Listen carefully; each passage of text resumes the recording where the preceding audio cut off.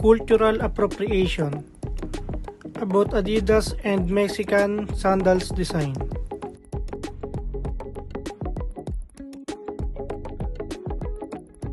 And why is it a cultural appropriation?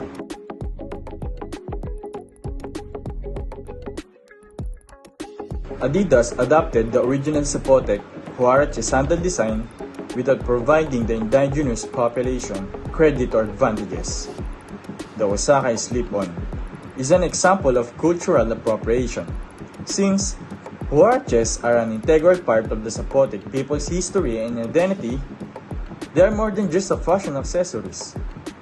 Hence, this was disrespectful to their tradition and heritage. Adidas made money off the design, but the original creators were not given a credit or payment.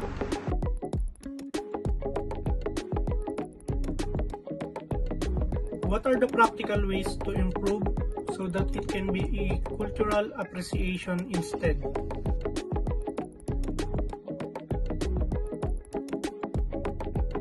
Adidas should have worked directly with Zapotec craftspeople, given them credits in their advertisement, and equitably divided revenues out of respect for their culture.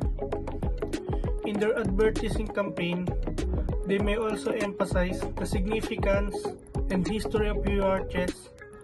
Adidas would respect the culture and contribute to its preservation and global promotion by viewing the community as a collaborators rather than source to imitate.